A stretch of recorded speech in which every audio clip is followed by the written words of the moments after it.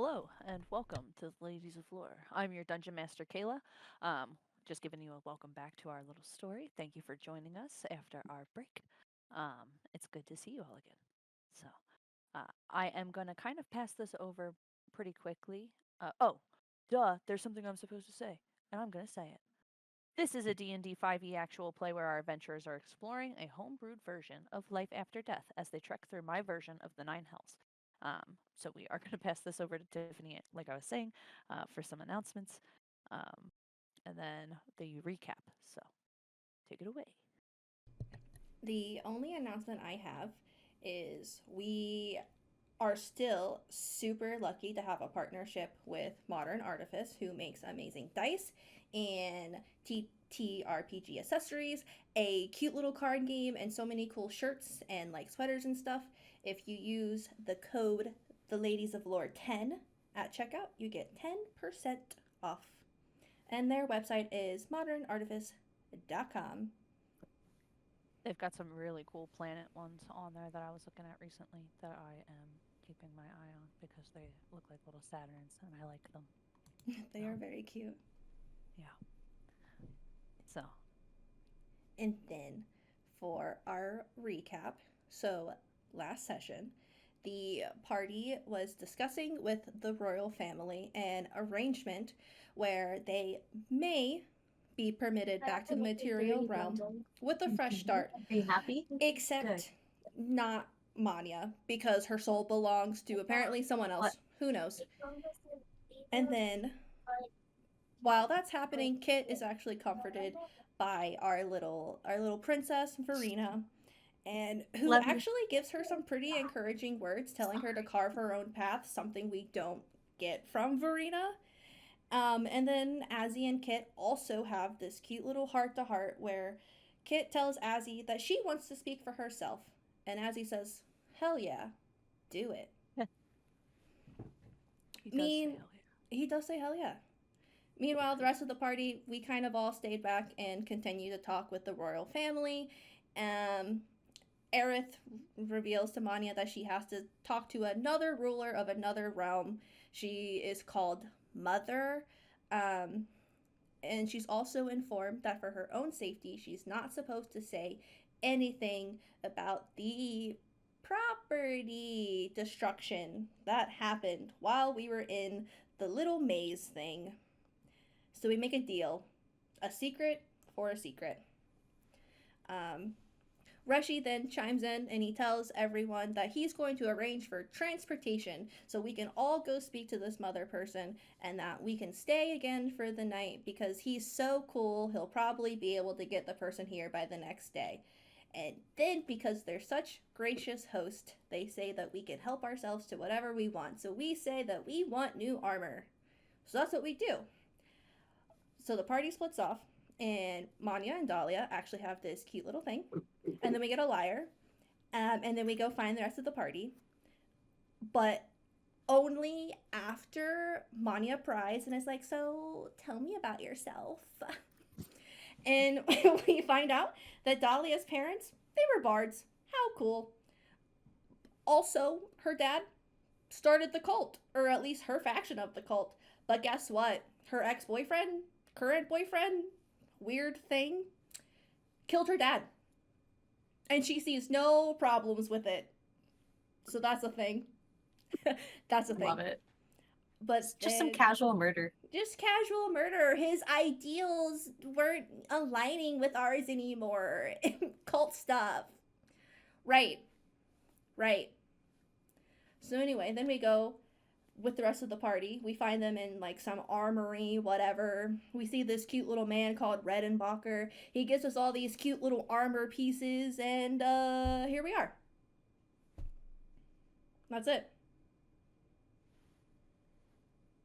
That's a pretty good recap. I love it. Yeah.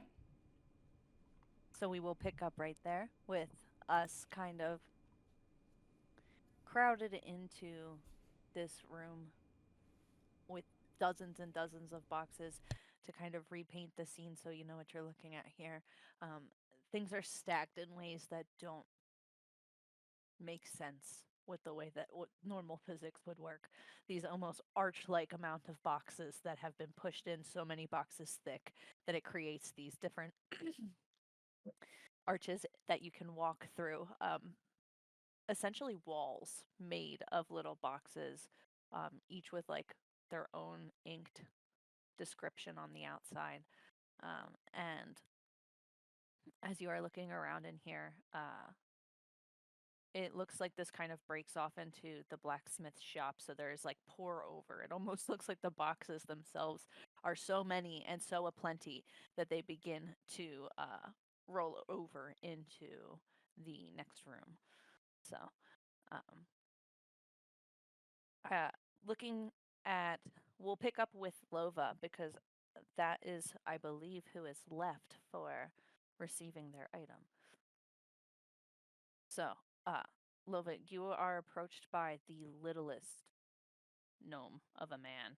Um, very, like, tiny, short, maybe knee high at best, not even. Incredibly low to the ground. White hair that comes down and quaffs out to the sides. A little bit of a balding forehead and receding hairline. Button nose, strong jaw. Um, and proceeds to walk over to you with a box that looks bigger than he is. And he is kind of scooching it, like rocking it back and forth to walk it over to you. I like lean. I don't even have to move because I'm so large. I think I just like stretch my arms out and like pick up the box. I imagine for flavor, he's like holding onto it as I'm Yeah, holding him up like that's cranes or adorable. claw machine style. And I'm Yes. like, here, let me help you put it down. Uh, the box is incredibly big for what rattles around inside of it. You can hear the shifting of metal, uh, and also movement from inside of the box. And he's like, these, uh, these look like they'll do you well. You seem to be already. And he looks at your muscle, and I think that had it been anybody else, it's almost like a don't touch me kind of thing. This guy slaps your bicep in like the nicest, like strong guy kind of way. Uh, and he's like, you look fairly well armored yourself, so I think these will be more akin to your liking. Uh, and he's like, careful. And he starts to open the box for you very slowly. It is one of those four pushes over, so it's folded over and Yeah. folded over and folded over, and he's very slowly kind of unwrapping it.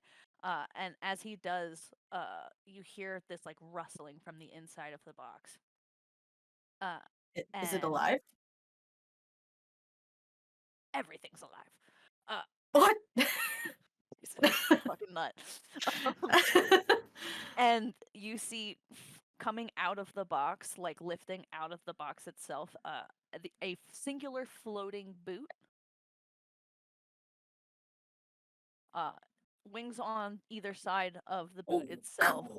The cool. boot flits up and is kind of hovering above the box, and he's like, "Well, don't let it get too high now." And you see him; he's kind of like jumps a I little like, bit and holds on to yeah, it. holding onto it.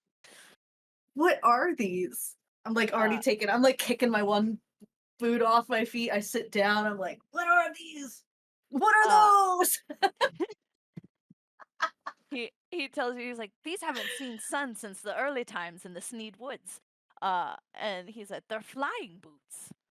They've been a little cooped up." And then he starts to laugh at his own joke. I have sent you something in your messages that was spoiled. You can look at that now. They are magical boots. They are winged. There's a picture to them. They look super fucking cool. Um, and so that is your next thing that you have. Cool.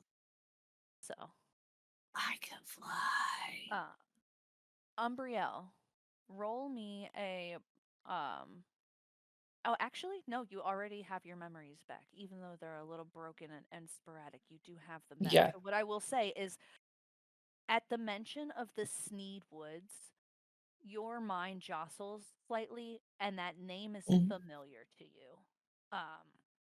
Almost as if like that is an Elden wooden name from a long time ago. Mm. Okay. you also hear at the time that the blacksmith in the next room is casting armor. Does anyone remember what I named him? Mm, I don't That think wasn't. I you don't. named him. No one I asked. didn't name him for you? No No one one asked? cared. Okay. Great. Excellent. Good to know. I just wanted to make sure. If you had known and I hadn't known, I was going to like totally give brownie points type shit, but I have no recollection of what I named him. So In that case, it was Ernie. it was not Ernie It because was- It I totally wouldn't was. I'd like the brownie Yeah. points, please. It was me. It was me. I did it. Theodore. Ernie It was the orc. Ernie. It's Ernie. Ernie the orc. Okay. No, fuck. Theodore, the or. Oh. That's even worse.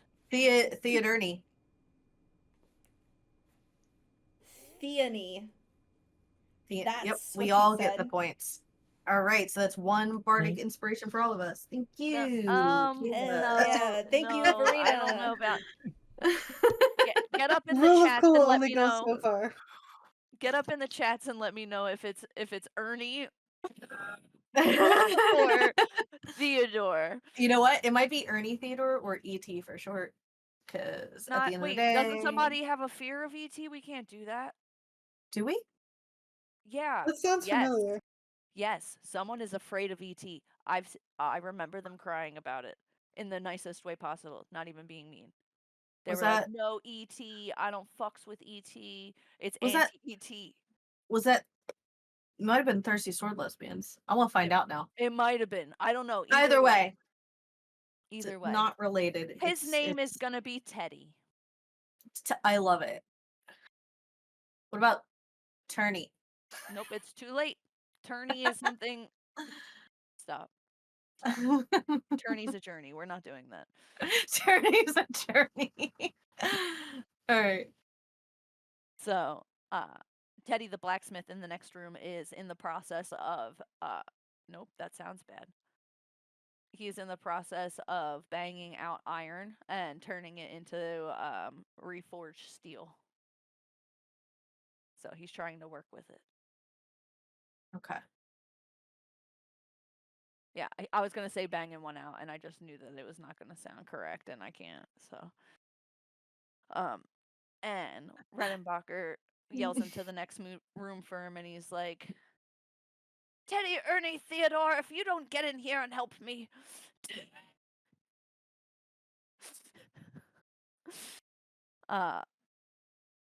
And That's so sorry. It's really funny.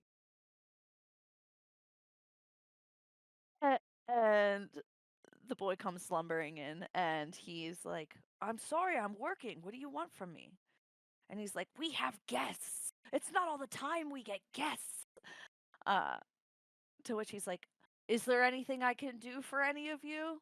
And he looks around the room and tries to see if anybody speaks up for him.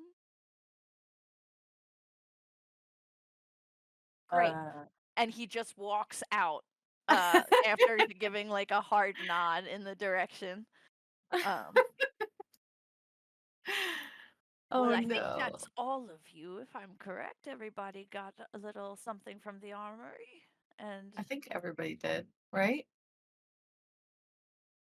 so now you should be time for a night's rest. Oh, yes. Thank you. Oh, yes. Why don't you guys make yourself comfortable before the next leg of your journey? I heard it will be tumultuous. No. Yes, truly, truly, truly. I think Lova is going to, from now on until she gets tired of it, just hover with her boots. Oh hell yeah. You can fly for up to 4 hours, proper flying. So just hovering, I would imagine, probably double that time. Hell yeah. That's I have a feeling this is her newest hyperfixation. Oh yeah, So, she's just spacewalking in yeah. flying boots. I love Yeah, it. like literally just like this. Like I I look so cool. I am here for it. As you guys kind of exit the room, you are permitted to walk around the castle and head back to your sleeping quarters. Does anyone have anything they wanted to do before they bedded down for the evening? Dahlia's Mhm. gonna hang back and tell the group, Hey, I gotta go do my prayer ritual, so you guys go back to the room and I'll catch up. All right. Phew, cowabunga. Don't you think that you were tall enough already? Why are you going to hover?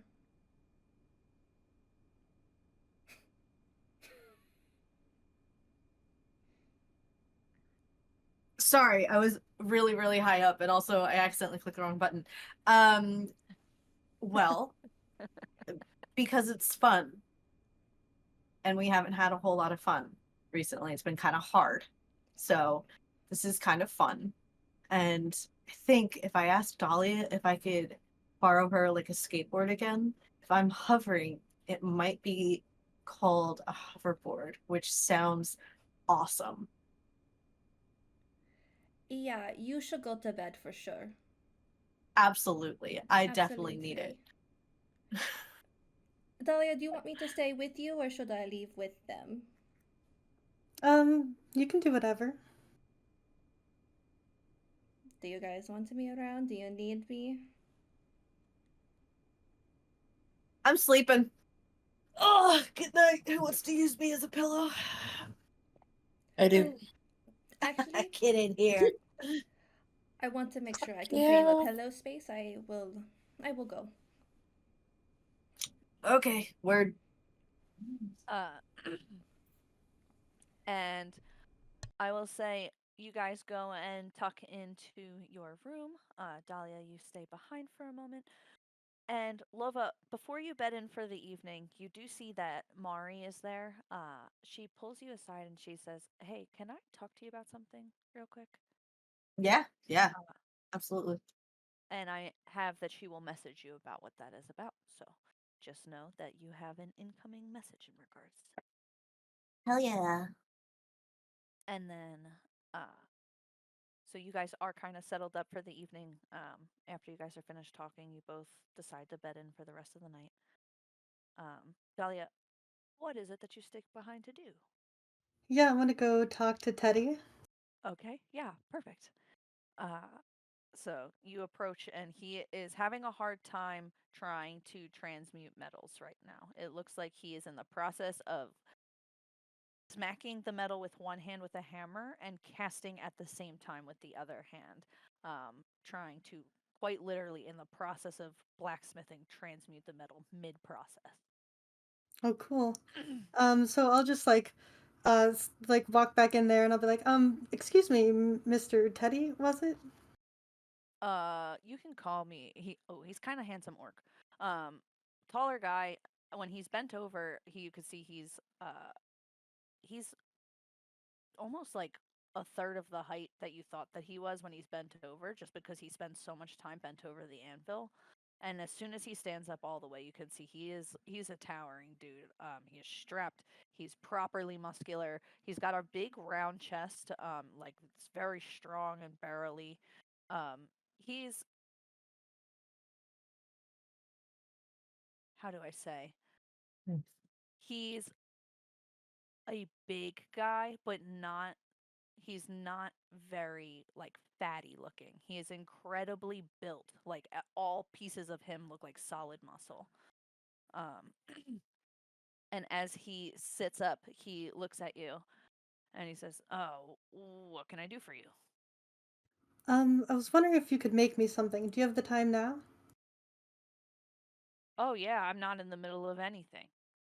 And you see he takes his hand on the middle of the transmuting of the metal and it like falls flat, like the glow falls flat, and he looks at it and the metal that was once like shiny and like gleaming on one side is this like dull hue on the other side. It looks like it's mid meld. It's not really in the full process yet. And he's like, "No, it's fine." And you watch as he just pushes the project like off to the side. There's a series of metal rollers that continue along and make this almost conveyor belt like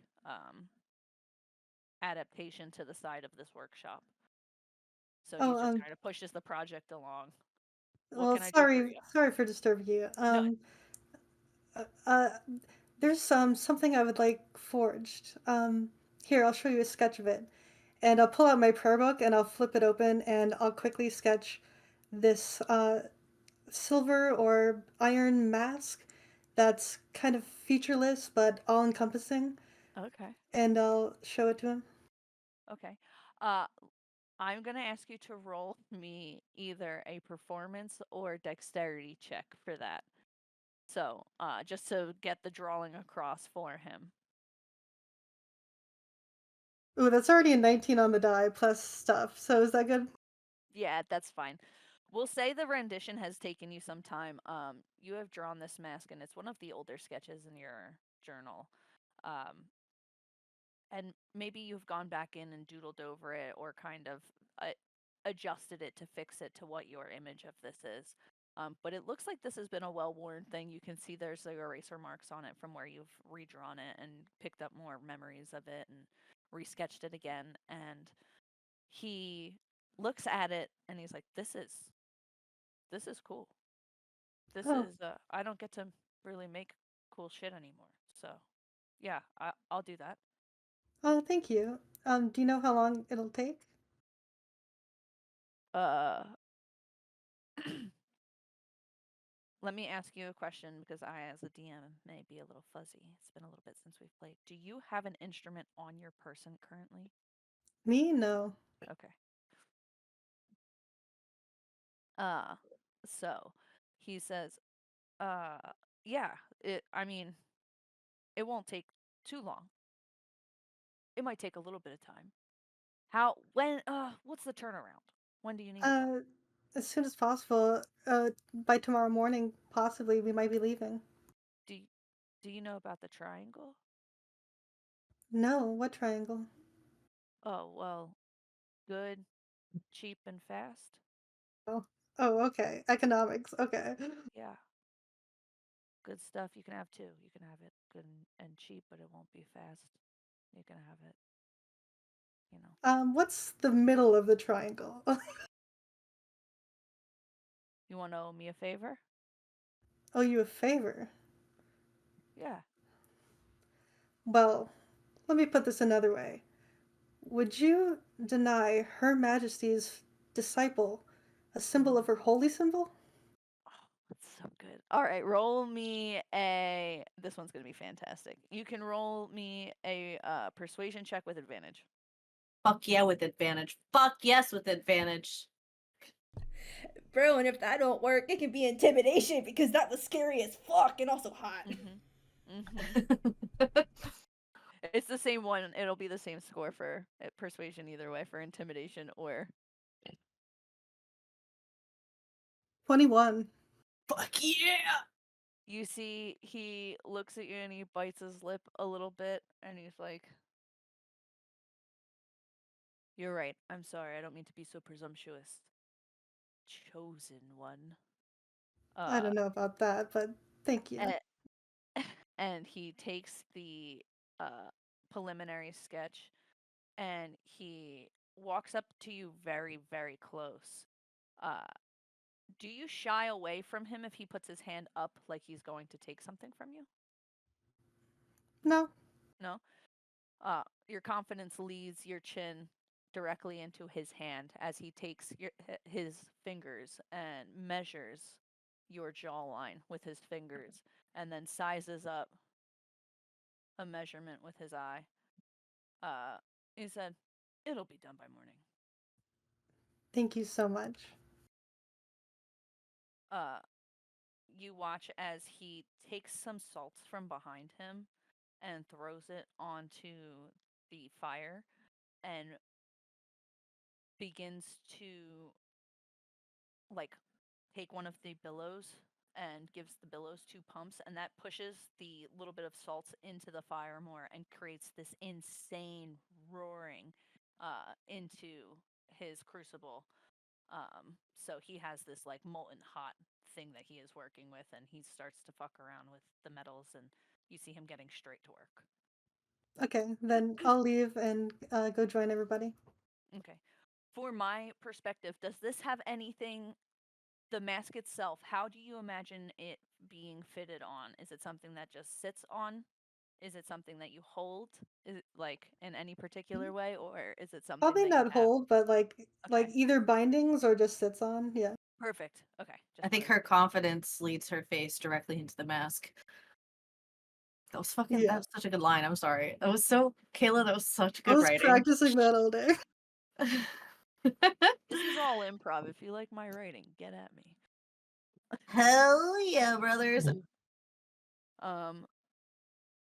So that is going to be one of those things where he is like immediately starts to work on it, and you see as he does so, he like look back over his shoulder at you a little.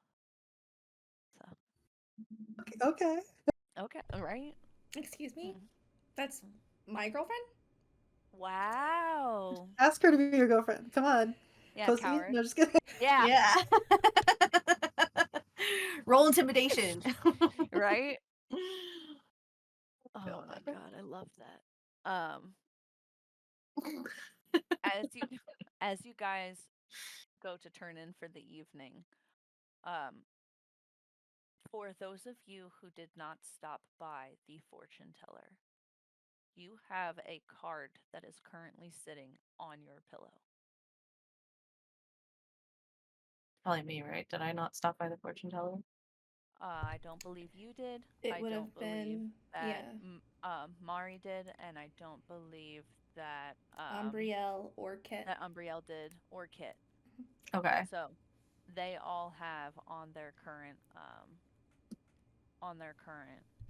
pillowcase, they have a tarot card that's sitting face down for them. Okay. What does mine say? I'm gonna hand Umbriel's hers. Okay. So yours, as you're looking at it, you flip it over and you see a large tusked elephant. Um, this giant elephant skull sits on a dirt mound with a fresh sprout underneath it. Um, there's a small piece of script on the back of the card when you flip it over to look. That Mhm. as you flip it and see the image, you flip it to the back end, what was once just the pattern of kind of like some filigree, some intricate line work. Uh, the next thing is as it comes to fruition, you see words that are telling you your fortune on the card. It says, to Okay. know your future, you must honor your past. Your lineage is crucial in the lines of new beginnings. Your life force is linked to the lives of many. Someday your lineage will bring you a new horizon. For now, it sits a blip in the continuum. You are juxtaposed between life that came before and life that's yet to come. Um, Oh, give me 1 second. it's the pizza. Um, I got pizza. Please hold. well, she gotta go chase it down. It's coming though. I'm so excited. Whoops. I'm getting. That's okay. It's hard to find their place, anyways. Um, Yeah. and they're super super close, so Can you you're hear good. me? Yeah. No. Okay. I have Yeah. to remember if the mute button's pressed or not. Sorry. Yeah. No, you're good. Um, I think I kind of like go like do one of these with the card, hit it against my hand. Um, and then I look at Umbriel and I'm like, you got one too. What does yours say? Mine doesn't sound very optimistic. Umbriella, as you look at your card, the same kind of filigree design is on the back of it. And as you flip it over, you see that there is um, a clawed paw that is ripping forward, that is ready to snatch the mind of any unwitting suspect. This brain kind of quivering looking brain with like fuzzy paws is looking at you. Roll me an intelligence check. Okay. Intelligence. Lova looks over at yours and is like, that doesn't look any better. Oh, fuck. 4. 4. Okay. Yep. You have not seen this thing before. You're not quite sure what type of animal it is, or creature Mm. rather. And as you look at it, it's very off-putting. It quite literally looks like a mesh of a brain mixed with like dog paws or lion paws.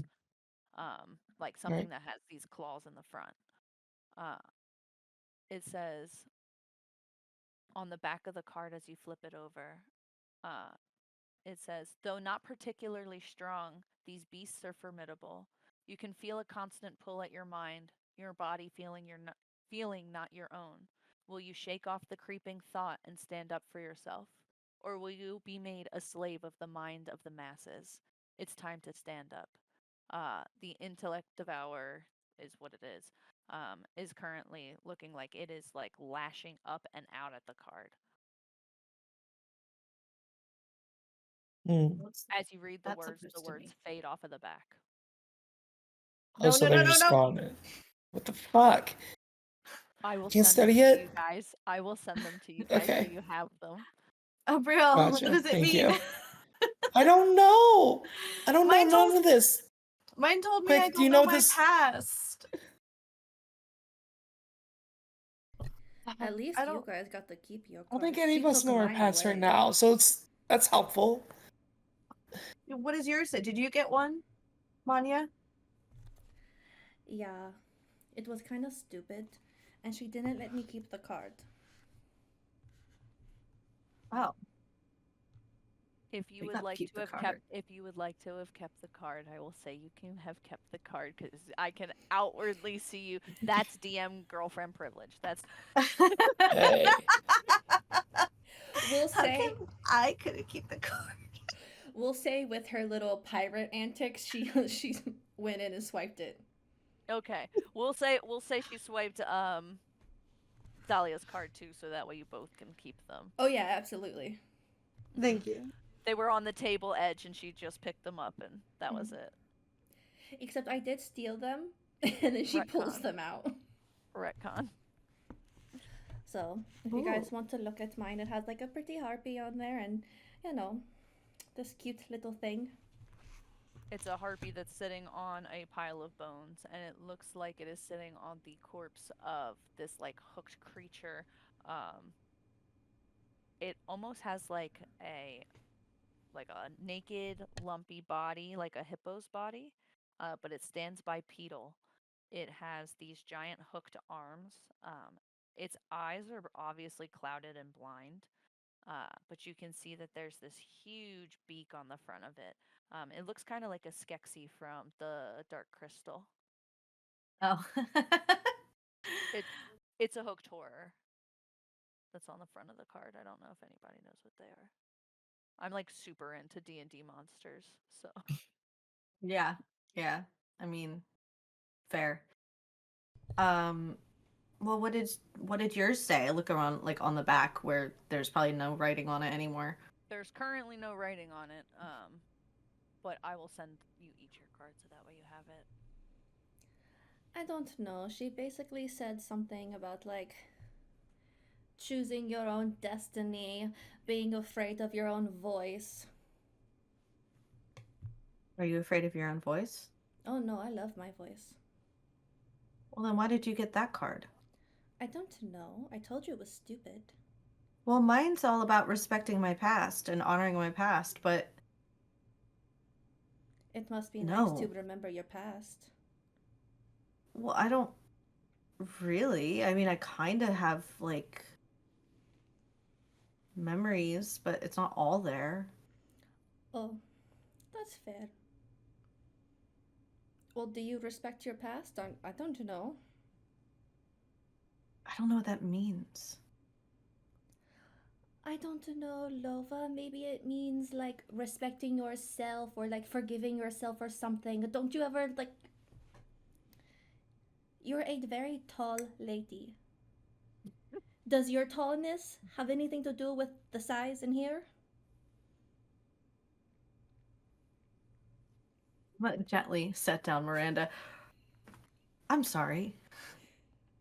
Are you calling me an idiot, Manya? Well, I didn't use the word, so no.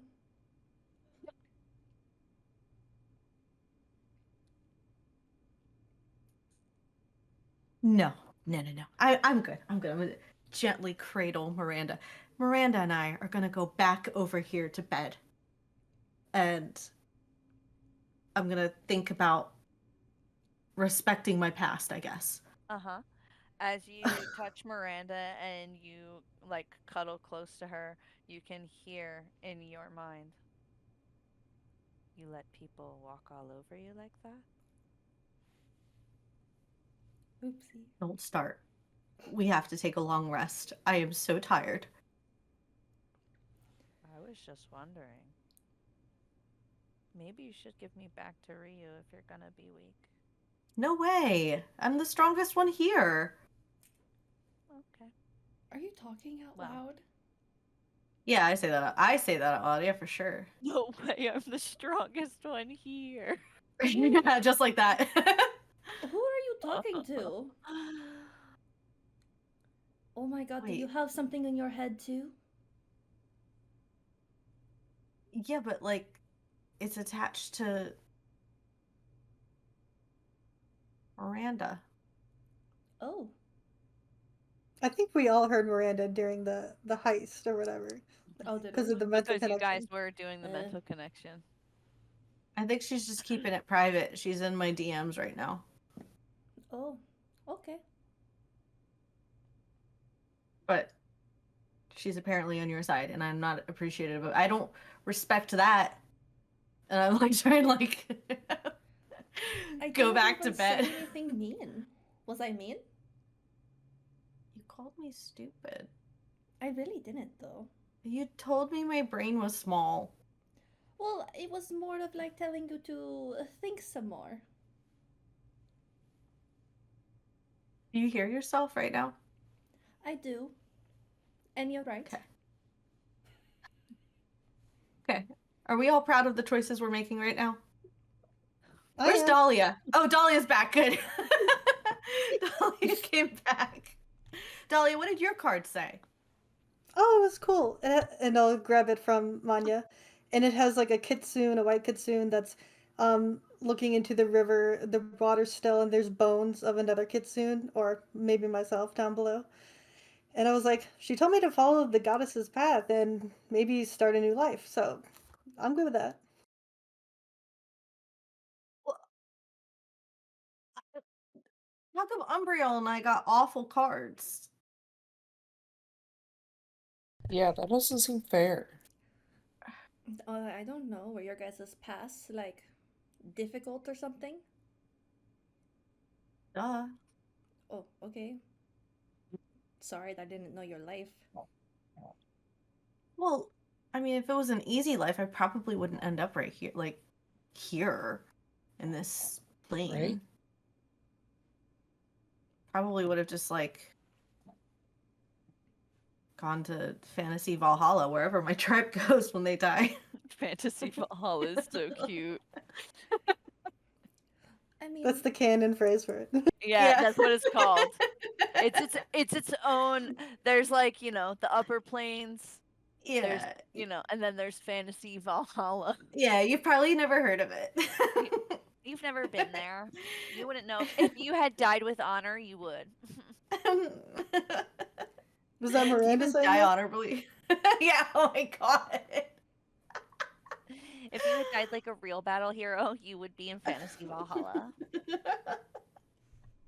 Grow up. If she says that, I'm literally going to cry into my card. That's so funny. You would see that Kit looks a little bit reserved. And she's just like, guys, can we just get some sleep? You do see that she has a card as well that she does not seem to be wanting to share.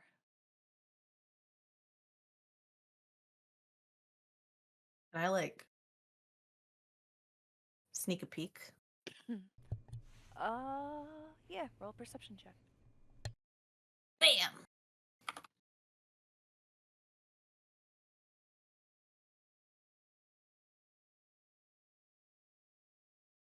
I can do this. Here we go.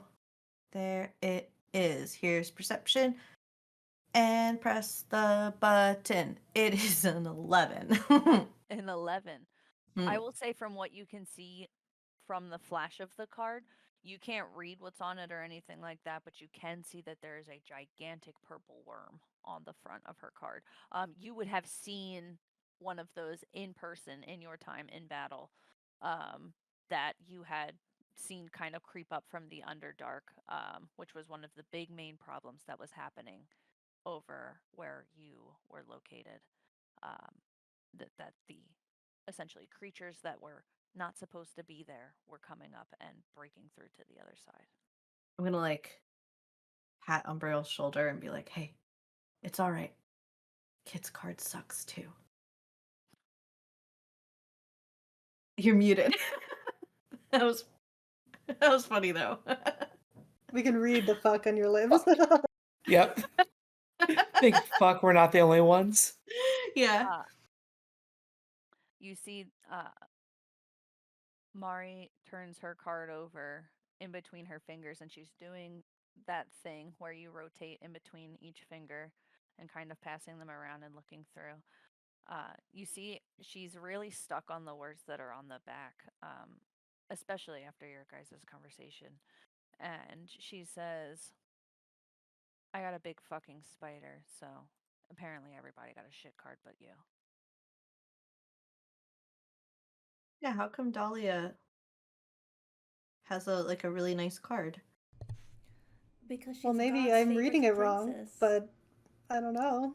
I think it's good. I'm still in hell, so that sucks.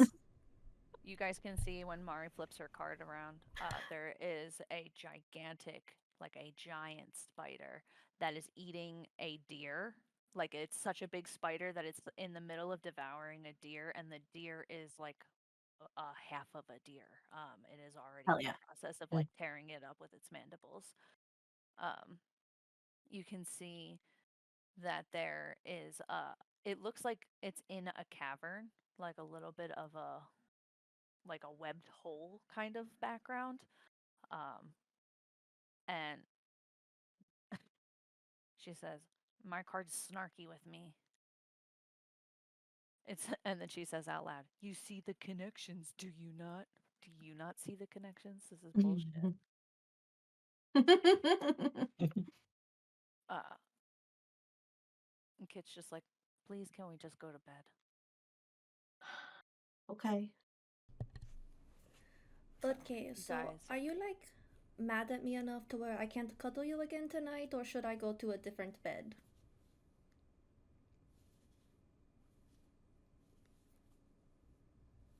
Is that the DM saying that? the Rizzler, she out here risen, Grand Wizard. Wait, who are you asking? Yeah. You? Because we Oh, cuddled the no, last everybody. time. Oh, yeah, no, totally. You can totally. Listen, ladies. There's enough Lova to go around. Mm, Come on. right. I don't feel good about this, but okay. No, it's fine. I'm a heavy sleeper. I'm not gonna like wake up or anything. You're fine. That's so funny that you would say that. And I think that as soon as she says that, like, she's just gonna go to a different bed. She's gonna go to her own bed and Wow. sleep. Wow. I Rude. love that. I Yeah. love that. That's so funny. All right, you're missing out. I think Lova's saying this as like not to be creepy. She's just like she loves sleeping and loves like being a giant lady. So I think No, she's that's just the best.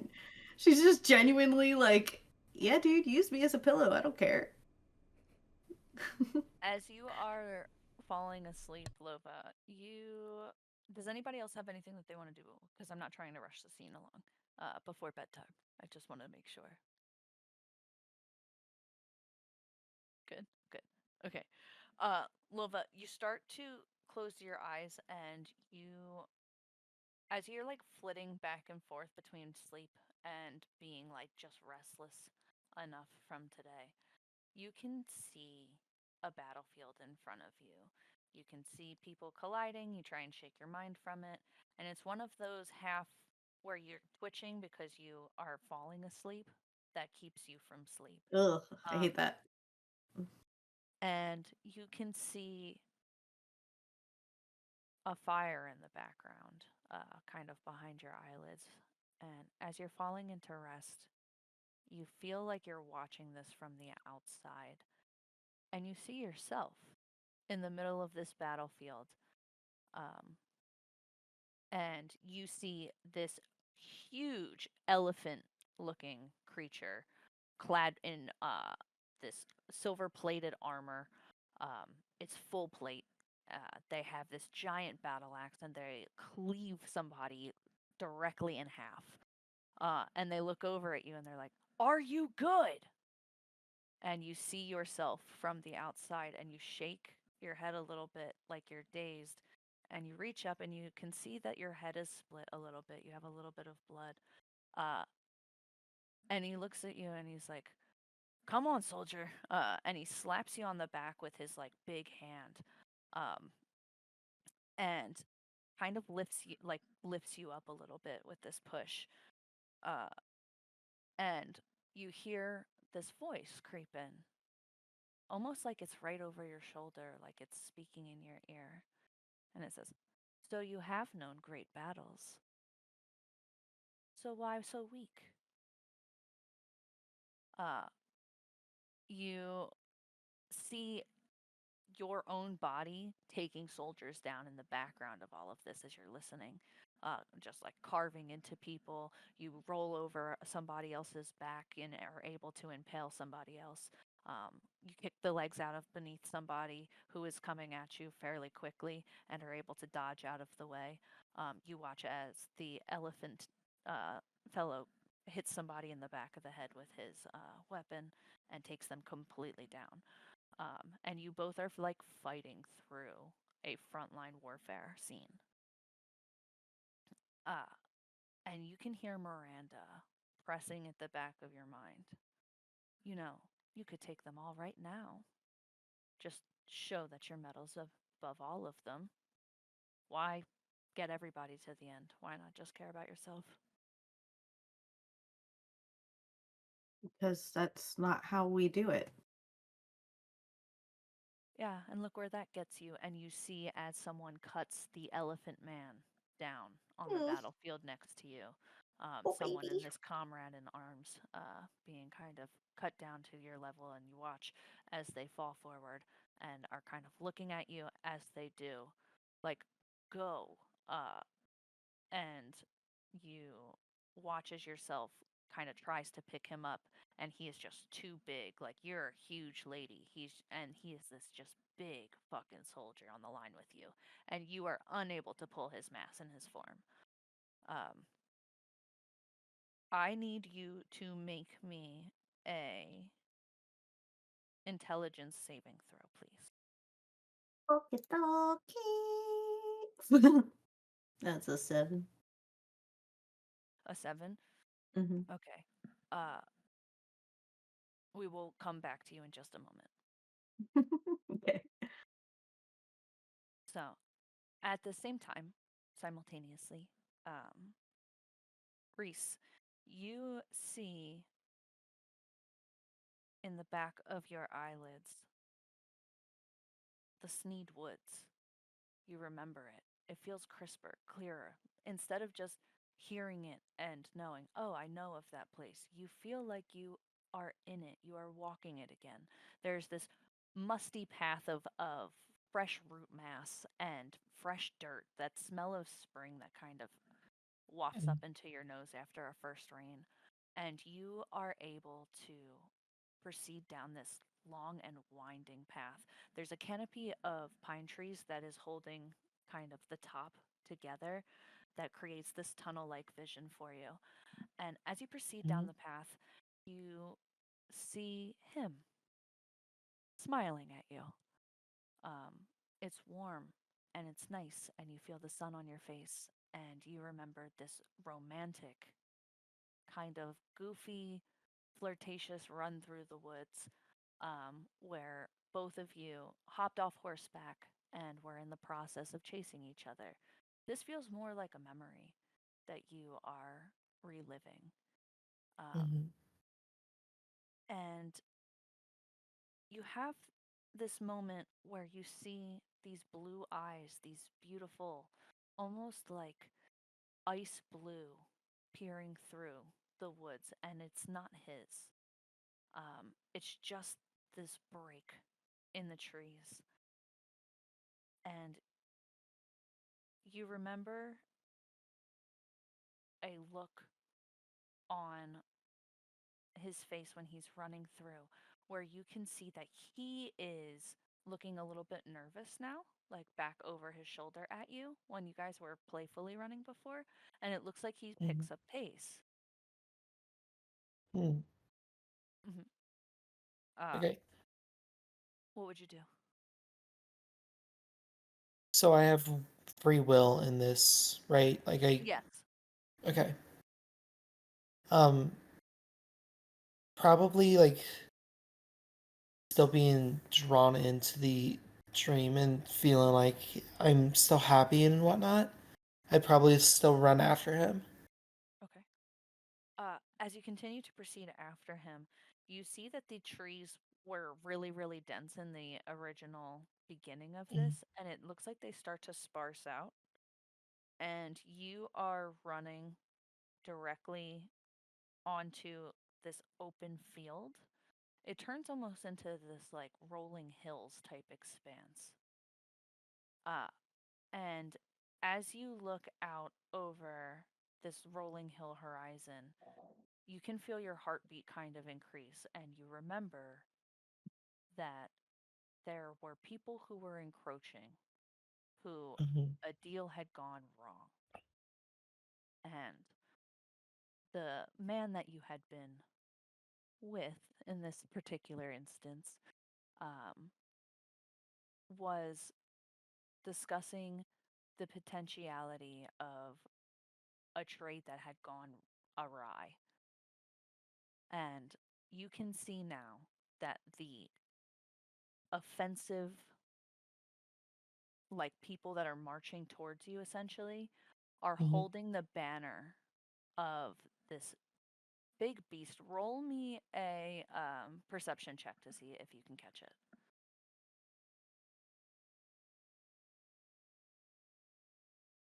They have this like bronze banner that waves in the background, this kind of golden bronze. Uh, Oh shit, yeah. Okay, not 20 for 22. book. That's amazing. I hope that this comes across clearly. You Okay. see on the end of the battlefield, there is people in the middle of fighting and carnage, and he looks back at you, and Mhm. he looks towards the woods where you had seen the blue eyes, and then he looks back at the battlefield, and he's like, "I have to go." Why do you have to go? We just got here. I, he needs me. And you feel this like He sinking feeling in your stomach when he says this almost like giant loss. Uh, the banner in the background has a gigantic ram on it, and your mind recognizes it, and your brain puts together that that banner and that crest is very similar to the crest that Lova wears. Oh, that's new. Um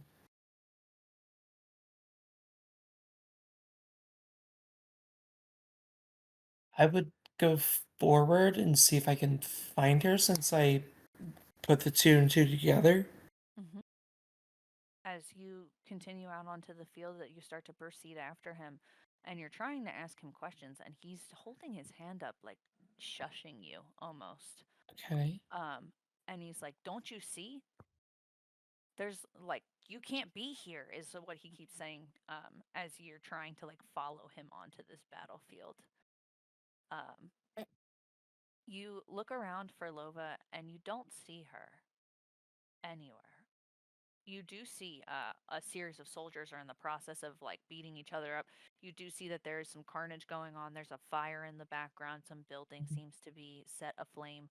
Um, Something major is on fire in the back, and it's like really on fire. It's starting to take off, and you can see the black smoke billowing into the sky, and essentially, like this thatched roof that has fully caught and is starting to take on the entirety of the building. I feel like I need to go over there and like see what's wrong, like what's going on, if people need help. Okay. So in the chaos of it, you see he kind of breaks off from you, and now with all of these people on the battlefield, there's this big amount of space in between you, and you Mhm. start to run towards the fire where you can see that there's other people suffering, and he just is putting more and more people in between you. Uh, and he looks back at you and he says, "What are you doing?" And you can hear his voice in the very corrective tone, "Umbrielle, Umbrielle," and immediately you see him uh and Lova in the same frame, Mhm. and then you see Lova continue to push forward into the battlefield. It looks almost as if she is in the process of like fighting through a mass of armies. Right. I'm I'm gonna go forward with her and try my best to help her as much as I can. Okay. As you choose to walk away from the fire, the thatched roof kind of collapses in on itself, and the rest of the Mhm. building smashes in, and the little embers go into the sky, and it starts to be torn asunder in that background. You can see you're pushing through further away from the fire now, still in the same direction that he's going. Um, and as you try and spot him and Lova, between the two of them, there's like too much space in between. Who are you focusing on getting to?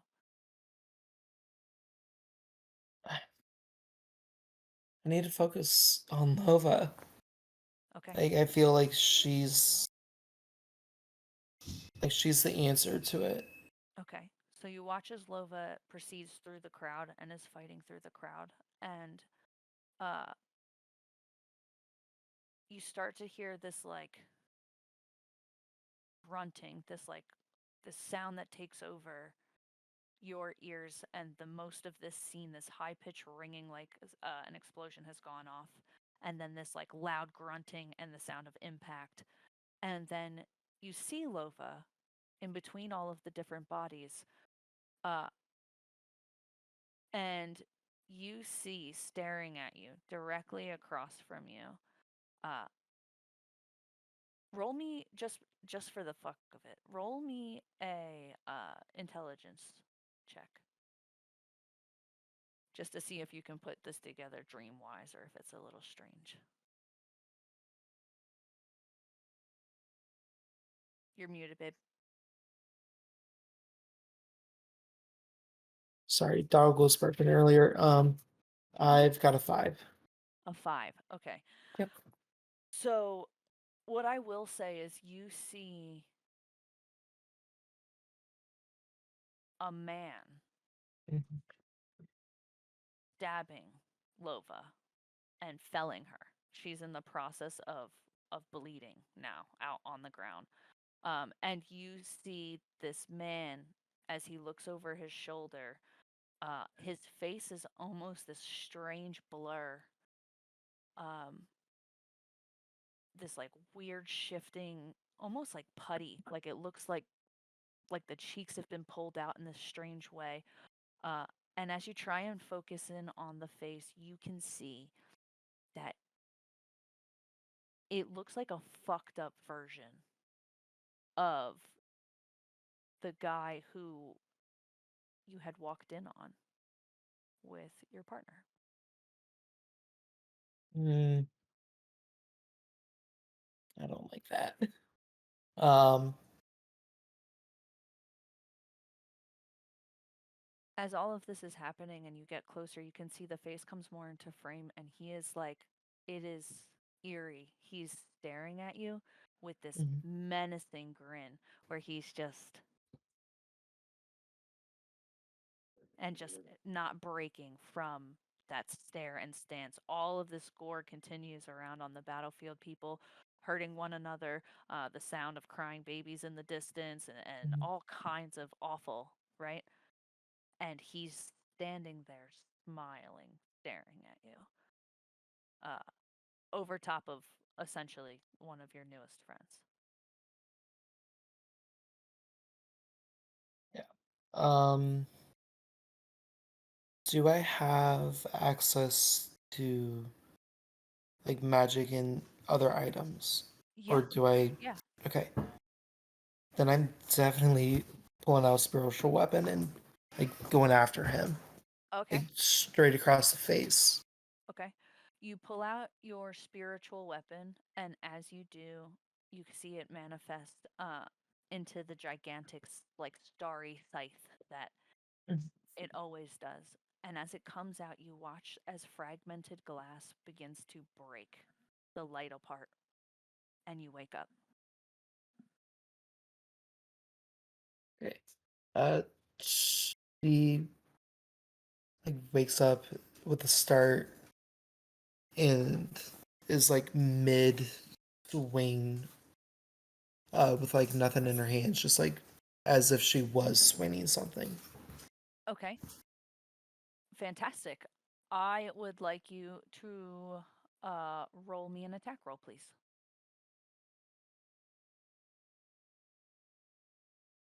Fuck me up. All right. What Roll the dab. sort of attack? Just like unarmed or Uh, yeah, we'll do an unarmed attack if it's just you're swinging forward like you were mid lash out at something. okay. 10 to hit, Lova, what's your AC? more than 10. More than that, it's 14. As you Sick. jolt up and kind of reach your hands out, you push into uh Lova's leg, jostling them awake, Mhm. and you see that Lova was standing above you, Miranda ready to sink into you. I'm I'm so sorry. I don't I'm sorry. I don't know. I'm sorry. I'm sorry. I'm sorry. I'm sorry. I'm sorry. I'm sorry. I'd like drop Miranda to the ground. Oh, I don't know what happened. I don't either. It, it just happened all of a sudden. Uh, Wait, you what? you both wake up and it's dark out still. It looks incredibly dark in this room as you both jostle. What? Like, What did you what? see? Uh, we were we were out on a battlefield, but I I don't know how to describe it. We were Who's we? like you, me, and then she just like clams up, like unable to speak because of remembering like the dude was there. What happened?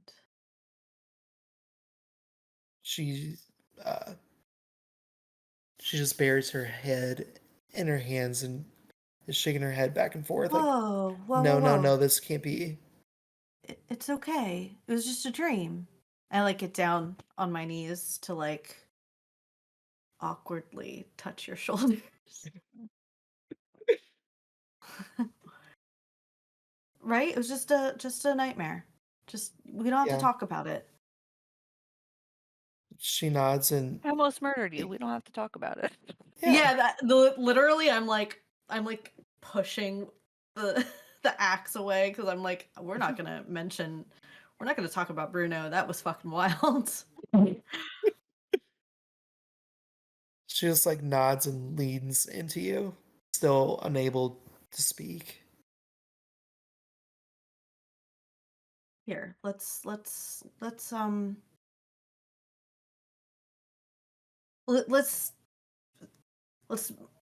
I don't know, move your body. I don't know, feel like get out of that space, get out of that headspace. And I'm like moving, like flapping your arms, like, look, do this. She slowly cracks a smile as if she's slowly coming out of it. Um okay. I I think I'm better. Thanks. Thank you.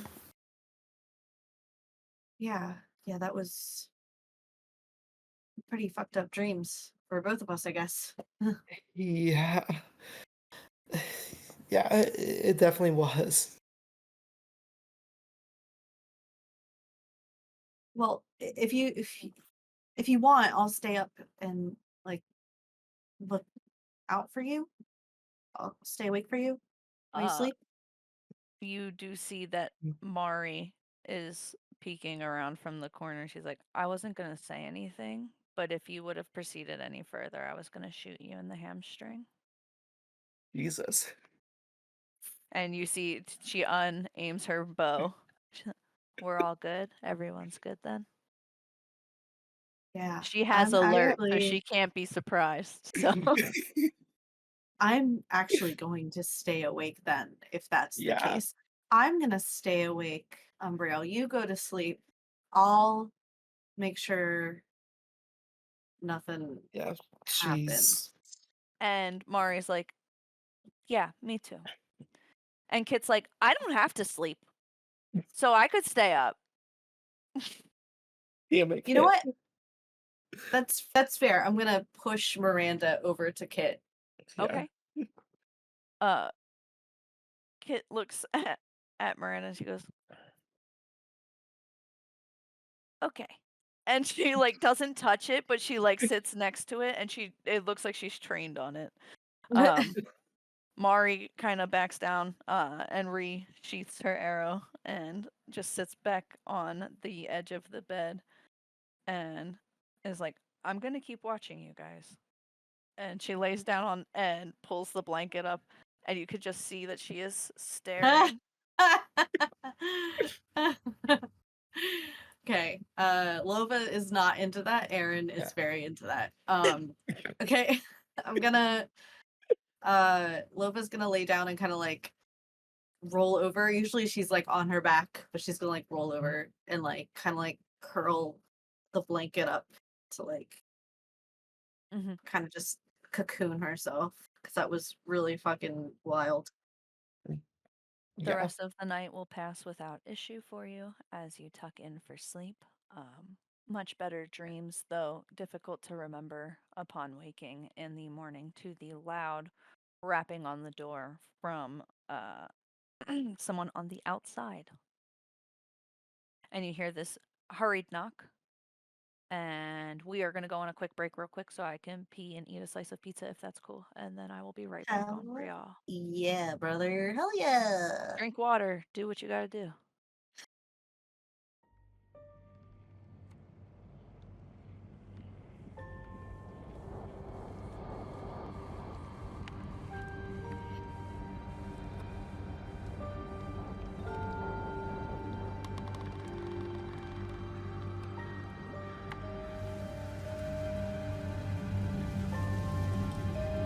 Be aware.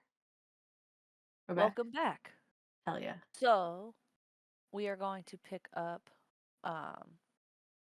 with a kind of hard rapping on the door after a night's worth of rest.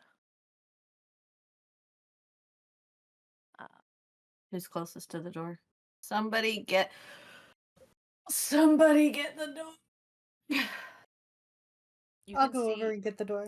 it's approximately maybe 3 hours past when you guys had just woken up. It looks like just the beginning ass cracks of dawn. And you see as you crack the door open, Farina is on the opposite side and said, "This is your wake up call. You're welcome." Thank you. Yeah. So you guys are ready to go, and she like peers in the like kind of pushes past you a little bit without touching you and peers in the door. Did you Oh, guys not hear the fucking knock? Good morning. yeah. Good morning. Uh, you see as she would have that. You see as a series of bright lights begin to kind of cascade from her hands as she She's casts casting dancing lights. dancing lights above you guys. Does And it look like this? it looks a little like that, and she's like, "Hello, let's Y- go. I don't have all Yes. day, and this is on a timed meeting." Uh, okay, I'm awake. Get the dancing lights out of here. Uh, you see she doesn't. They Of they course. continue to stream and strobe at the top like a little bit of like a muted rave. Um, le- less less crystal watery than your background and more a little bit like a kind of like a party LED, like a Yeah. screaming Yeah, we love color. that. We Yeah. love that. It's awful. And as you get up, you see she kind of smirking and says, "Uh, you guys are gonna see some terrible shit today. Are you ready? Let's go." I think I've learned my lesson with Verena after being, like, kicked down a literal well. So I'm just gonna keep my mouth shut, grab my stuff, and walk over to her. Yeah, I'll Okay. collect my stuff. I'll walk away from the door and like try to get ready as fast as possible. You see that Kit sits up and she is really kind of wordless. Um, and she looks at everyone and she looks like she might stay put for a second. And then Mari looks back at her and she's like, "You coming?" And Kit goes, "Yeah," and gets up and starts to follow. Um, all of you guys proceed out the door after Verena. And through the long corridors, she begins to lead you. Uh, in the moments that it takes you guys to travel from your where you had been bedding down for the evening and the front kind of cascading entrance for the palace, um, you guys see that the garden on the outside has essentially rearranged itself. Um, in the early morning light hours, it seems to have a little bit more of like a meadowy, overgrown look to it. There are a couple butterflies and stuff like that that are flitting around in the surface area. They look like maybe they may be illusory. You can see that there are these like long cattail style reeds that are blowing back and forth, kind of obscuring the open space in the statues that you had seen before. It's a lot more quiet and peaceful, um, and a lot harder to trek through. As you guys make your way through this like overgrown garden now, you can see there's a lot of reeds that kind of come up over the knee, um, and make it a little difficult to traverse, but it is very pretty and very whimsical looking. The little fireflies and the last of the evening um, kind of give way to the morning light of the butterflies. And you can see them flying through the entirety of the high rise ceilings here. Um, she brings you through the garden and out through the front doors where the carnival is and walks you along the side of the building. You can see the way that this is positioned on this cliff face. Um, it's basically like the carnival's the building and then a sheer ass cliff on the side. So she's walking you around the side of her home residence, um, and like almost into what looks like the side of the mountain. As she does, she says, "We can't let people see you, you know, permitting exit in a different way than everyone else. It's would be untasteful." Ugh. Uh, and she puts you guys through this like big kind of heavy metal grate door that opens up into the side of the mountain. You can see in here, it's really dank looking. The walls are rough and natural. You can see that there are a series of tunnels that proceed through here that cut through to the front of the building, or what you would presume would be the front of the building, entering in through the side. You can see that it's all dark in here, with like really low lit singular candles inside of these rough walls.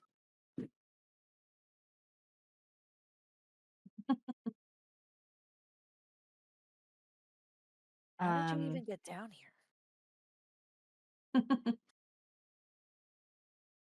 I think Lova, by the way, is probably last. Um, she does not want to eat shit ever again. Understood. Uh, you are led into a kind of cavernous looking room. It's really empty and kind of just looks like it's a bunch of maybe storage. There's quite a few barrels and crates in here, and you can see uh, this like purple looking door. And she says, "All right, well, this is as far as I'm going. You guys can do the rest yourselves. You're just gonna keep along the outskirts and don't go any further in. If you go further in, you'll be stuck. So just, keep to the outskirts. There's nothing really else to say." To which Kit goes, "What outskirts?" And she's like, "Why don't you just ask my stupid brother? He hasn't shown you?" And she's like, "No, I wasn't supposed to leave the corridor." And she's like, "Stay to the outskirts of the woods. If you go any deeper into the woods, you'll get lost with all the lost souls. You might even see them walking around in there. It is scary." Hey, that there's no need to be rude to her. I'm not being rude. This is my general personality. Well, your general personality is generally rude. Kit didn't do anything to you. She cuts her eyes in your direction and says, "If I was talking to you, you would know." Uh, and she looks back at Kit and says, "If you're done having people speak for you, as we've discussed, let me know." Uh, and she nods towards the woods and she says, "Not safe. I don't need to explain it any further."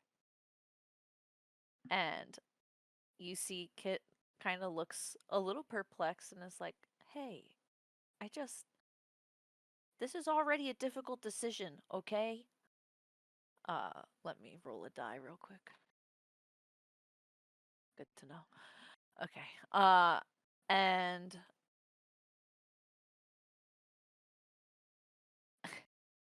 you see she looks a little stressed out uh at this kind of interaction. Anybody not getting along immediately looks like it causes her a little bit of tension. And she's like, "I'm gonna help them lead them through because you won't. And then I'll decide if I'm gonna come home or not. So you can tell him that he can wait for my response." And Verena's like, gives her kind of like a terse look at first and then a nod and is like, "Okay."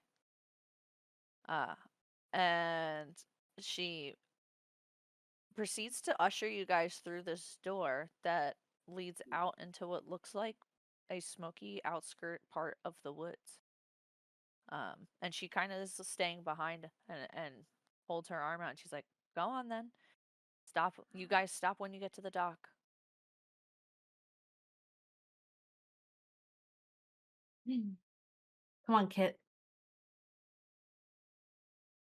And Kit will give a nod and look like she's starting to try to lead the way, and but looking very nervous to do so. and you guys continue along the outskirts here uh, of the woods. I am going to ask uh, for a group survival check. Whoever wants to roll it. Whose is high? Oh, I got +4 on mine. We need Mari. Yeah. I can do survival. Okay. Mm, 24. 24. Yes. damn. Okay.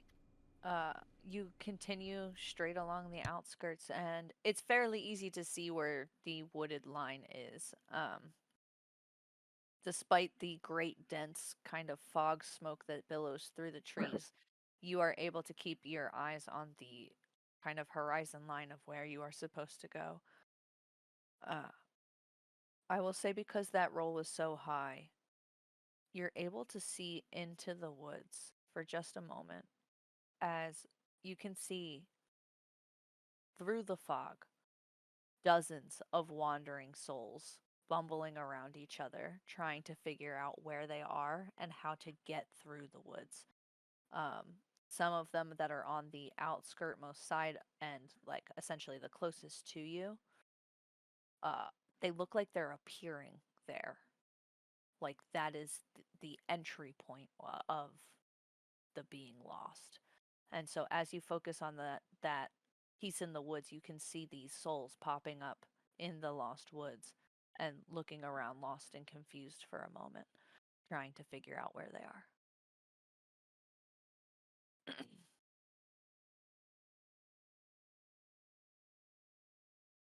Do you continue forward? Are you trying to head into the woods? Where would you like to go?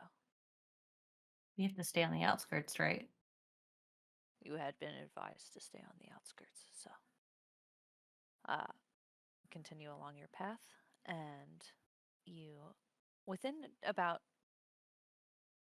it feels like a long while on foot. Your legs start to definitely show like the wobbly wobblies and the burning tension of walking too far. That like strains lactic acid feeling that builds up in your muscles when you kind of have exerted yourself. Um, and you do see a dock on the farthest end. And as you approach, uh, currently, there's just this wooden plank. Stop it. Stop it. There is this like wooden plank that runs along the wood's edge where it looks like somebody had put down some extra trees or wood to kind of scope out a path. Mhm. And that proceeds further into this like water's edge. Um, Still in where it is touching this spot, but cascading out along the rock face, you can see the like murky green water um, and river of torment that you had seen, that Mari had seen anyway, out of the window precipice. Um, it's still now, and you can see on this water surface almost like the silvery linings of half of people. It's like none of them are fully composed morphic pieces yet. Um, in this area, it all looks like broken, shattered pieces of soul along this shoreline. Mhm. In front of you, there is a a smaller ship vessel. Um, on the sides of it, there are these kite-like attachments uh, that look like the sides of the ships themselves have multiple fringes and sails off to the sides. Um, this like towering bird's nest on the top of this ship. You can see, let's see, who would even be young enough to know? Fuck. Manya, you might be the only one Kit wouldn't know. Um, and Mari's too old. So, And Dahlia, I suppose. Dahlia and Manya, would you please roll me a intelligence check?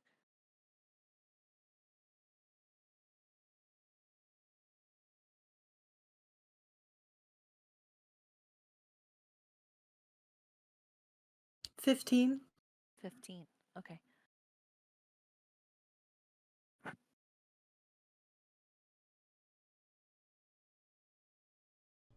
I got a 14. Okay. Uh, definitely a ship vessel of some sorts that is floating here. You do see that it is making contact with this like fragmented soul water. But these things that are off to the side are a little bit new to you. Uh, Manya, even with your proficiency in vehicles, you've never seen anything like this before. And though you're very familiar with ships, this is a little out of your realm. Um, as you approach, you can see the furled sails of a ship that is parked on this like dock. The the problem with this is that there is a huge amount of space in between the dock and this ship, and it looks like the connecting piece that is making contact is the almost like the umbrella like piece of the ship. And since you are not quite sure what this vessel is, it's a little difficult for you to know how to board it. Uh, kind of sizing it up and making your way over, you do see that there is a full crew and staff on this ship. As you approach, you can see one person that is standing at the edge of the ship's deck, sees you guys, and says, "Where is she?" No, I'm no, no, no, no, no. This was not the arrangement. I thought she and I were bringing you. Ooh. Oh. She didn't discuss the cargo. That tiger bitch. Okay. You I know who you're talking about. you you see she's already fuming and just looking, and she's like, "This is not what we agreed." And you hear a gruff voice on the opposite side that says, "It's not like we make the rules." You see the face that peers over the deckhand, uh, a beautiful dark-skinned woman, um, full lips, kind of a big chunky dread braid in the front. Um, she is got really like caramel colored eyes. Uh, she looks down. You can see she's got a gold tooth in the front. And as she looks down at you, she goes, "This is ridiculous. Come on then." And you see as she slaps that like umbrella like extension, the wing unfurls all the way to the deck, and you can see that it is like safe to climb on this like suspended piece of wing. Um, are you coming or what? We have a time frame to commit to. Besides for the umbrella things, does anything else, like details of the ship, uh, look familiar? So fun. I'm so glad you asked. Why don't you roll me a perception check?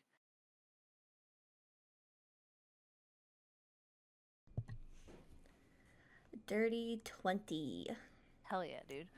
Um, getting onto the ship, they're not flying colors or anything like that that you're used to. So there's no quick immediate reference to that. There's something that you see though that catches your eye that causes a little bit of a lump in your throat. On the front of the ship, there is the carving of a woman that looks very reminiscent to you on the very frontmost part of the ship. Um, as you study the details, it looks like the siren type figure has been carved on the front of this boat. So, Well, that's morbid. I don't really know if I like that detail. Uh, Lova, you go first.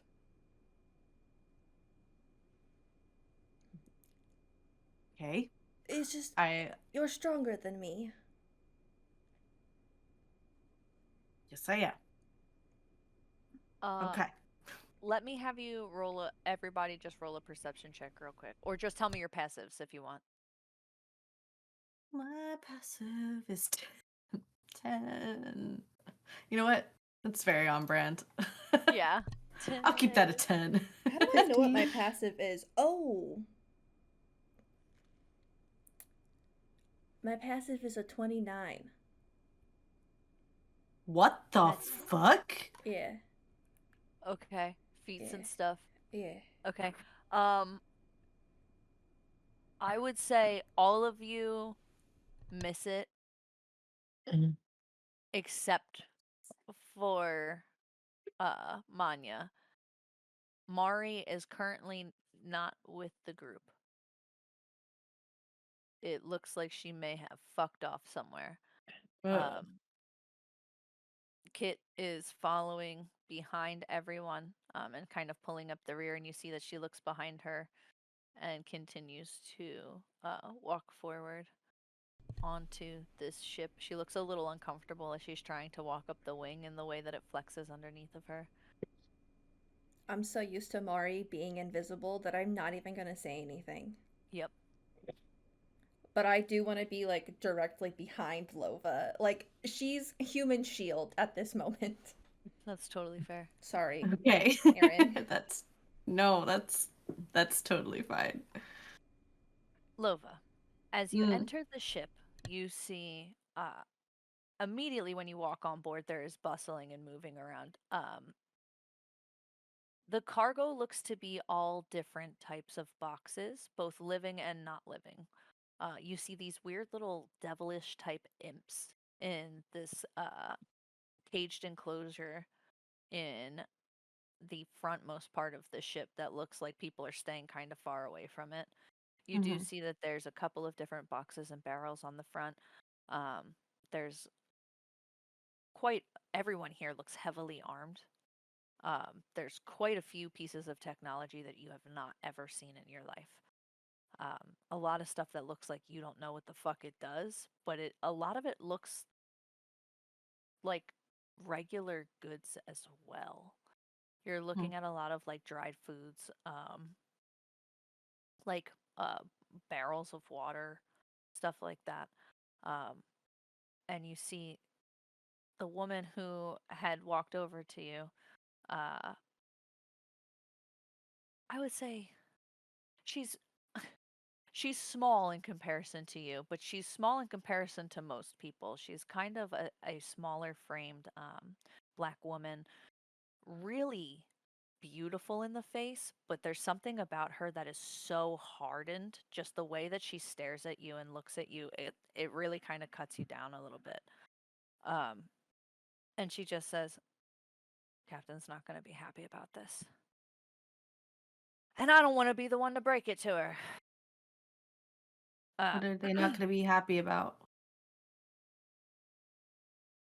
uh, transporting you lot without, your babysitter. And you hear her say, "Captain!" And uh, the crew themselves has been quiet chatter regardless. But when she calls for the captain, everybody kind of pipes down a little bit. Um, you can see that there is a incredibly tall, um, kind of brown-skinned woman. A little bit of a mustache on the sides. Her hair looks long, um, almost down to her waist. She does have a series of different braids and like proper dreads that like would not ever be able to be combed through. They would have to be cut off. She is got a couple of mats that are like fully in there from just like neglect. Um, and you see that the front of her shirt is stained red, like covered in blood, stained red. Um, and she makes her way on like away from the wheel and over to the top of the part of the ship where she is being summoned to. And they said, the tiger bitch didn't show. And she said, typical. Manya, would you please roll me a perception check? You can do so with advantage.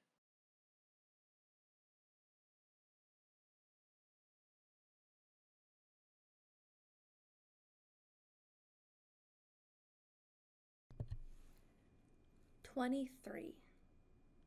23. Mm-hmm. You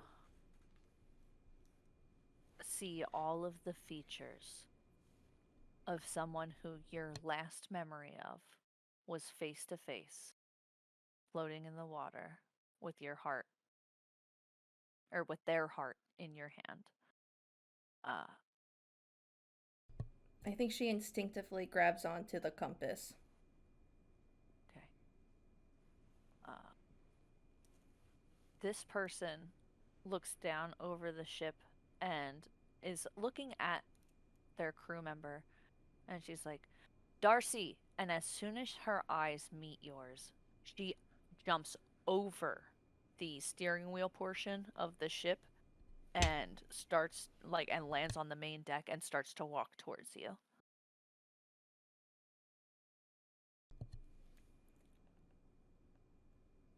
I think that she starts to I don't want it to be perceived as running away, but I think that she backs up just a little bit more kind of behind Lova, Okay. still holding on to the compass. Okay. You see that she looks at you with the biggest eyes. And then looks at Darcy and says, I need a moment. Watch them, will you? And begins to walk underneath the deck to presumably these underquarters.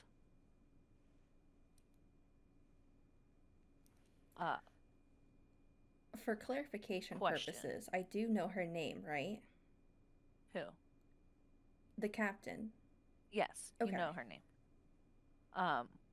Do you want to push into this tonight, or do you want to push this onto hold for the next game?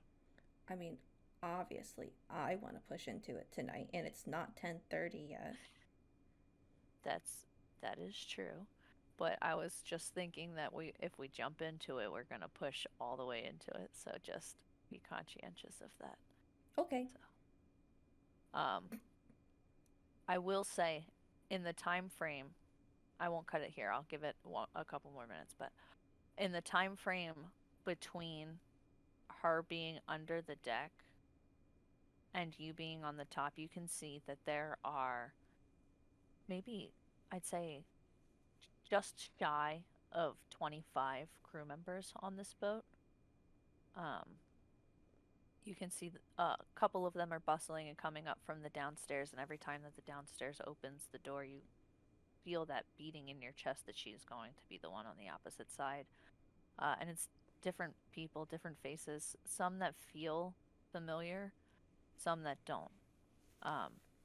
Something about this woman, Darcy, is sitting with you, and you can't really remember what it is. And then it hits you. Mm. I remember this bitch. Uh-huh.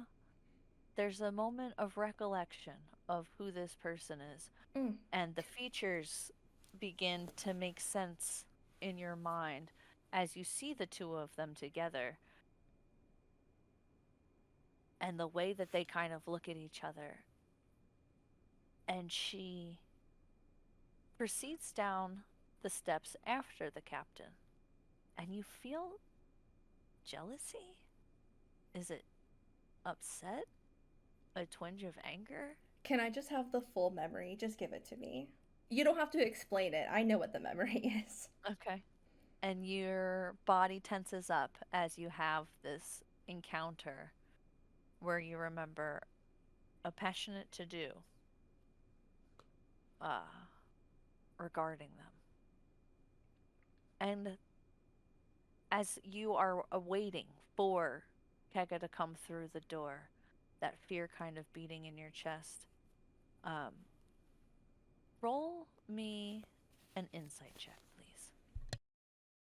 If I can see Manya getting nervous next to me, I'll just reach out and like touch her arm just to kind of give some comfort. You're sweet.